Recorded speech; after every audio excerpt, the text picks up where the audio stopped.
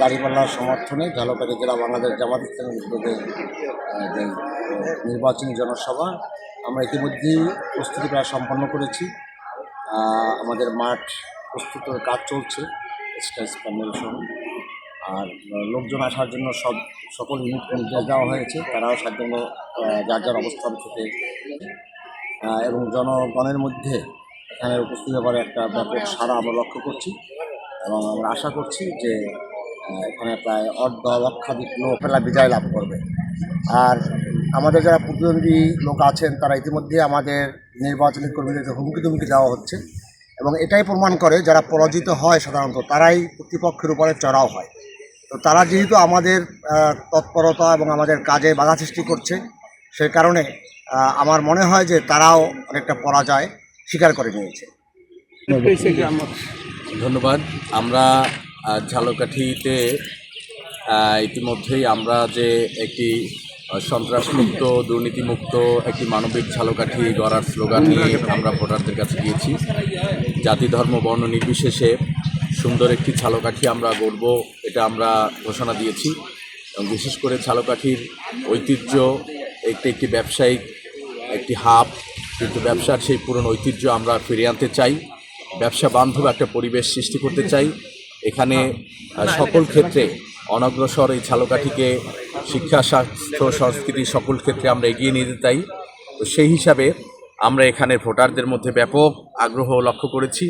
আমরা আশা করছি ভোটারদের এই সমর্থন নিয়ে আগামী 12 তারিখের নির্বাচনে আমরা ইনশাল্লাহ ভোট বিজয়ী হবে এবং দাঁড়িপাল্লা মার্কা বিপুল ব্যবধান বিজয়ী হবে।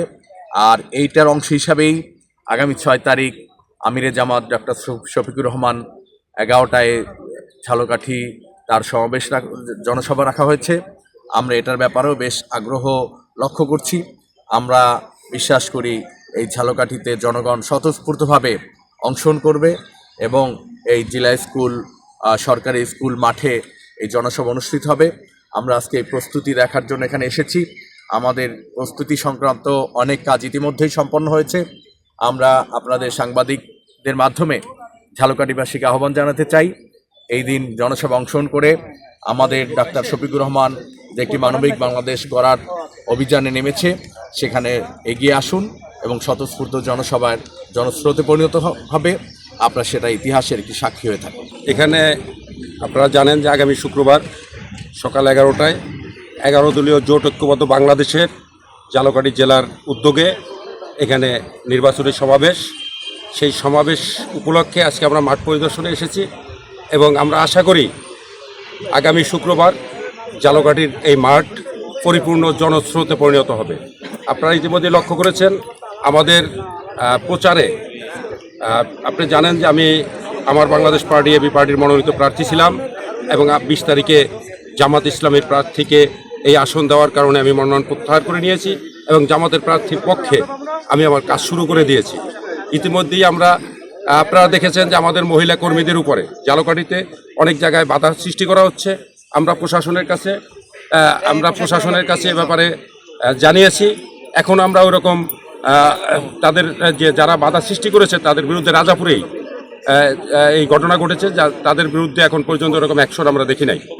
আমরা আপনাদের মাধ্যমে ঝালকাঠিবাসীর প্রতি আহ্বান জানাবো যে আগামী বাংলাদেশ 24-এর গণ অভ্যুত্থান পরবর্তী বাংলাদেশ, নতুন বাংলাদেশ, সেই বাংলাদেশ গড়ার লক্ষ্যে 11 দলীয় ঐক্যবদ্ধ জোটকে ভোট দিয়ে আপনারা জয়যুক্ত করেন এবং ফ্যাসিবাদ মুক্ত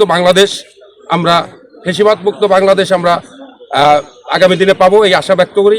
এবং সাথে সাথে আপনাদের মাধ্যমে ঝালকাঠিবাসীকে সহ সারা বাংলাদেশের মানুষকে বলতে চাই, আপনারা ভোট যে আরেকটি গণভোট আছে সেই গণভোটে প্রতীকে ভোট দিবেন এবং আমি আপনাদের মাধ্যমে এর পক্ষে প্রচারণা করব এবং ঝালকাঠিতে যাতে জয়যুক্ত হয় সেজন্য আমি আপ্রাণ চেষ্টা করব।